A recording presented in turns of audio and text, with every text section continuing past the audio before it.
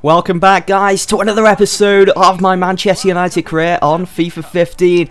The match against AC Milan at Old Trafford in the Champions League was probably my most anticipated game to play so far this season.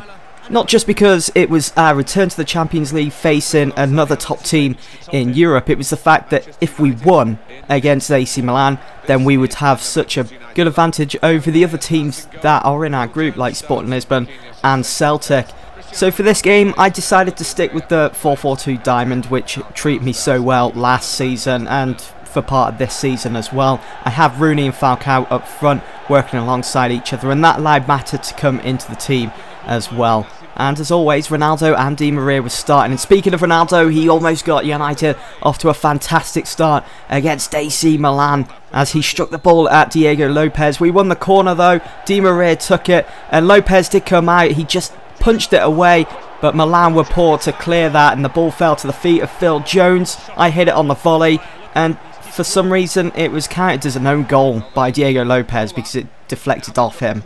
Not sure why, but I'm going to count it as a goal by Phil Jones. We did get another chance here as well from Wayne Rooney from another corner as well from Manchester United on the volley, trying to seek out that top right hand corner, but it was just a lick of paint away from going in. Falcao had a volley of his own as well, but the ball went soaring into the crowd instead of finding the back of the net. Torres looked to go on a one-man wrecking machine for AC Milan, but came up short as Marquinhos intercepted. After some quick snappy passing for United, it would be Wayne Rooney making it 2-0 to United just before half time. Would there be any way back into this game now for AC Milan? It certainly wasn't looking like it. If they were going to put in the same performance as they did from the first half in the second, then they were just going to find themselves in a world of trouble. It really was a lackluster performance from them. Falcao almost made it 3-0 before the referee blew the whistle for half time, but Diego Lopez made a good save keeping it at 2-0, but Di Maria took the corner, finding the head of Marquinhos, who almost put it into the back of the net, and Diego Lopez coming out with another good save.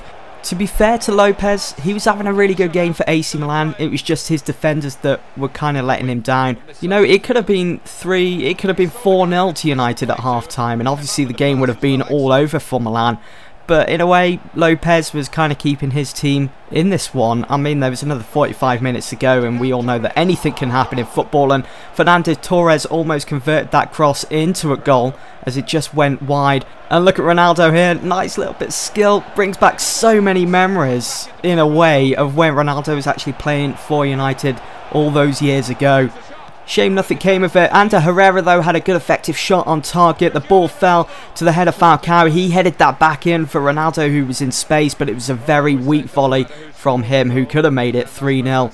So the final score in the end was 2-0 to Manchester United. A good win, good set of 3 points there, and a good advantage to have over the other teams in the group. United were on the road for their next fixture in the Premier League. We will be playing at Loftus Road against Harry Redknapp's team, QPR. They're doing better than last season as they find themselves in 10th at the moment. United dropped down to 4th, but we're still in the title race with just 8 games gone. This fixture last season ended 2-1 to United. It almost ended all square until Falcao came off the bench and made it 2-1 in the very last couple of minutes of that game. Now, speaking of Falcao, he would start this game alongside Wayne Rooney up front. My two wingers would be Ronaldo and Valencia. Di Maria was looking slightly tired, so I decided to give him the night off, and I was confident anyway with the team that I took to Loftus Road to bag all 3 points, and you know, having someone like Ronaldo in the team as well was going to really help our chances of coming away with that. And it would be Ronaldo that made it 1-0 to Manchester United with just under half an hour gone. Just pure quality, pure class from him, with a finesse shot just outside the area, curled it round the keeper and found the bottom right hand corner. But as soon as the game kicked off for second half, it would be QPR firing themselves straight back into this game. Leroy Fer, who I always seem to have problems against, but what a belter. Finding the top left hand corner, he'll be happy with that goal. And moments later, QPR were in the lead. They really turned this game around. It was a goal by Charlie Austin, and they had their backs to the wall for the rest of the game, but they still came out on top. They beat the champions, QPR, at Loftus Road in front of the home fans. You know, considering that we are champions, we were pretty poor in that second half, and of course the boards were on my back then. They were expressing their feelings, they were disappointed, they expected United to win that game, seeing that we spent so much in the summer on the likes of Ronaldo and Falcao. And then we had the bad news that Wayne Rooney had sprained his ankle and would be out for 3 weeks. So United were really going through the mill at this point with injuries and results. They weren't the best either when it came to the Premier League. So I thought, let's switch it up when it comes to the formation. So I decided to go for the 4-3-3. Now AC Milan, I'm not sure if I showed you guys their starting lineup in the game previous in this episode, but they have the 4-3-3 and they play Nigel de Jong as a central defensive mid. Whereas with my formation, as you can see with Mata there, I will be pushing him up into a central attacking mid, just sitting behind Falcao or whoever will be my striker on the day. Also, that will allow the likes of Di Maria and Ronaldo to be working alongside the striker as well up front, so maybe giving them more opportunities to get on the score sheet. Now, because United's next game was in the Capital One Cup against Championship team Bolton, I didn't get to use the new formation, but don't worry, you'll be able to see that new formation in action for our next game in the Premier League against Swansea City, which is coming up after this one against Bolton. But for this one, I went for the 4-4-1-1, and that allowed players that don't usually get first team football to come in and play this game, like Ashley Young, like Tyler Blackett, and so on. Just under half an hour gone of this Capital One Cup fixture. It was Ashley Young that went to ground after a challenge was made by Tim Ream. He then found himself within the referee's book, and he would have to be careful. He would have to concentrate then throughout the rest of the game not to make another silly challenge like that. Otherwise, his team would be down to 10 men. So with a good goal scoring opportunity here for United, just 23 yards outside the box, I did decide to give this one to Robin van Persie. He scored quite a few last season, if I remember right, as well as Di Maria as well. But Di Maria wasn't playing, so Van Persie was my second choice, and he found the back of the net with such precision, with such power. The lad still got it. United were in the lead against Bolton. You know, if Van Persie keeps this up, and you know, going by how many seasons I'm actually going to be doing on FIFA 15 with United, he's going to be staying for a while. Ashley Young was in a goal scoring mood as well for United, because in the second half he made it 2-0, extending United's lead against Bolton. It was simple really. Keeper did come out slightly to try and meet him, but thought better of it as he tried to pull back, and eventually Ashley Young struck the ball and it just rolled across the grass, across the line and into the back of the net.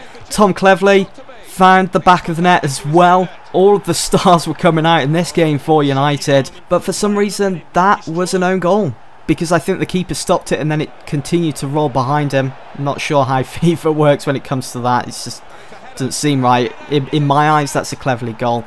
And right in the 90th minute, Will Keane made it 4-0 to Manchester United. A very convincing win as we advance through to the next round of the Capital One Cup. Bolton fans probably wouldn't be going to work the next day after such a huge defeat against one of their rivals.